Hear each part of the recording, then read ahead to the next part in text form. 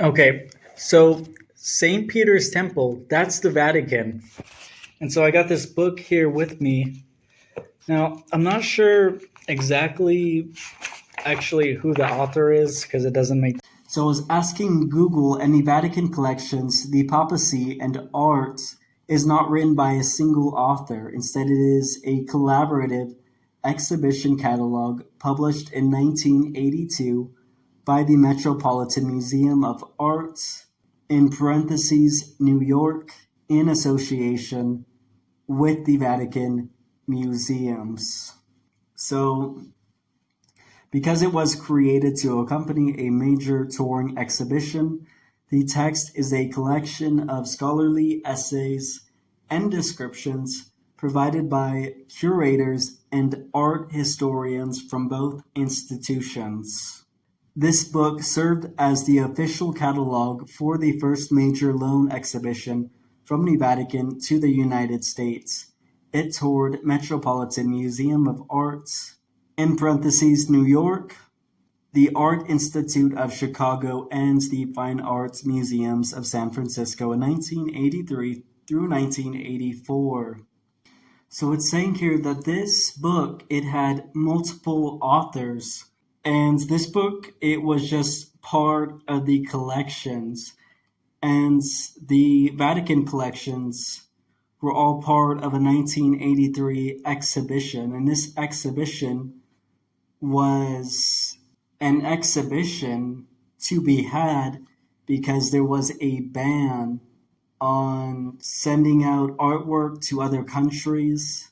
And so other countries, they didn't have access to all this art.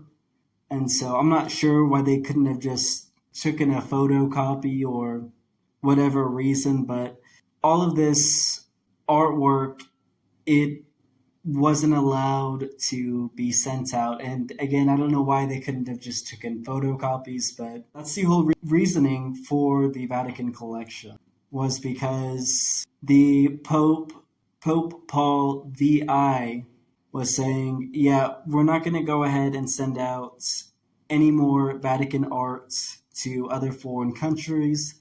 These are sacred. These aren't something to be used for tourist attraction.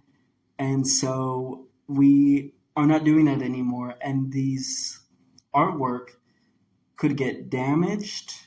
And, there's other Italian art historians and officials strongly opposing. And again, these are sacred. And the risk of damage is high, some nearly 2,000 years old. Could be damaged during shipping, handling, or by changes in climate. So they said, yeah, we're going to go ahead and stop all that. But then, and that was in 1964, and then 1983, they restarted up the exhibition. And then it seems that afterwards, people got access to the art. They made books and finally took some photocopies, I guess, because now we have these exhibitions and these art collections and these books. Although perhaps they've always been here, but then why would you have needed the exhibitions? So I guess this was just the time when they decided, you know what, we need to take photocopies.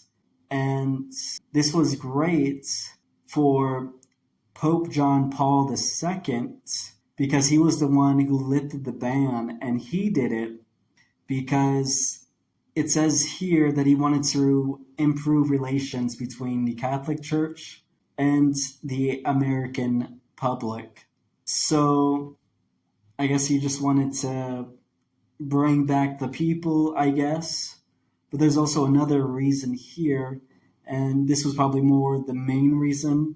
It says here that Pope John Paul II needed to pick up the checks. So the Vatican museums, they need money for expensive conservation projects, including the massive restoration of the Sistine Chapel, which is what they tell us. Could it have been perhaps for something else, maybe underground, where things can get quite expensive when you're digging through this very arid, dry bedrock tunneling, and it's that geoengineering has really just did a number on all the life form within the earth.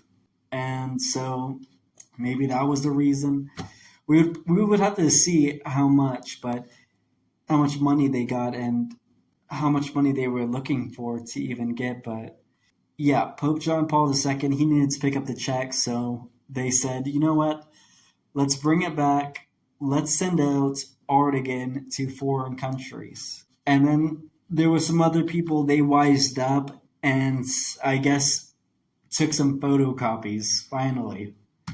And so now we have some pictures that we can easily access, and we don't need to see the original 2,000-year-old artwork anymore, which is good, which is great. It would still be cool to see the 2,000-year-old artwork, especially with what's coming in our future, because with everything and AI, it's people aren't even going to know what's real anymore. So I still think that is important, the original artwork, but so that's where this artwork is coming from. It's coming from people who wised up.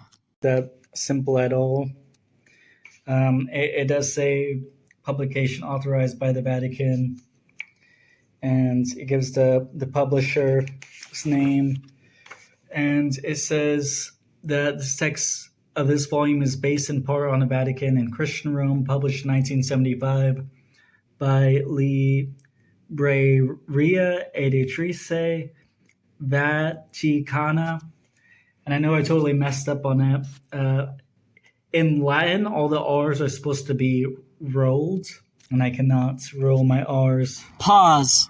So I started working on this video about 2 months ago, and I've been putting it in like all day, every day on this video. And let me go ahead, because I've been also learning how to trill my R's ever since I started making this video, and I couldn't say these words, which I'm going to go ahead and say now. Li, bra, bri, a, di, tri, che, Vaticana.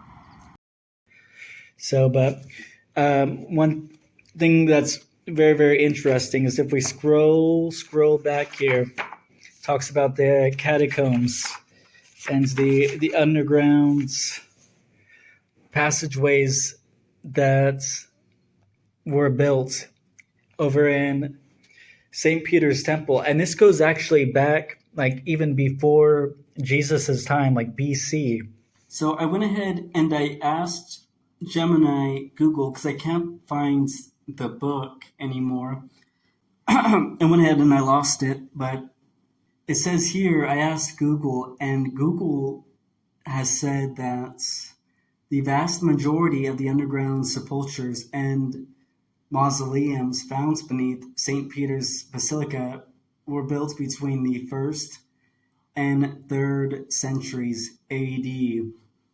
It's saying that the famous City of the Dead necropolis located under the Vatican did not exist yet. So it's saying that there was no underground structure before BC. So, and that it was all built between the 1st and 3rd centuries AD, and that the tombs were filled in during the 4th century AD. So just to be clear, I'm not sure if the book said that there were underground structures before Jesus' time or BC. So that's why I asked Google, and Google saying that there wasn't. So, but if I find the book again, I'll let you know. So it's pretty crazy. And here's one of the roads that leads to many of them. And not all of them have been found either. And the reason why was because there was an earthquake. And so we lost access to a lot of them. And then also I think there was like some crazy leader or some people who came and like pillaged. So I went ahead and I asked Gemini Google, and here it goes. The destruction of Rome's underground Christian sites was not a single event, but a series of traumatic waves that turned the catacombs from active shrines into forgotten, empty ruins. The primary reason for this destruction was simple geography. The catacombs and major basilicas, like St. Peter's, were located outside the city's defensive Aurelian walls when invaders came. The underground sites were defenseless. Here are the 4 major waves of destruction that hit the Vatican and Roman undergrounds. So, number 1 is the friendly destruction that happened around AD 318 through 322. Constantine ordered the construction of the old St. Peter's Basilica.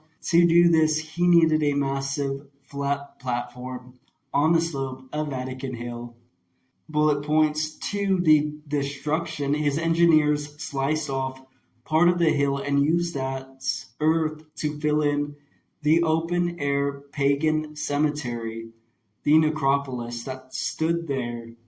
They removed the roofs of the mausoleums and packed them with dirt effectively, destroying their utility as tombs but unintentionally preserving them perfectly for archaeologists to find 1,600 years later.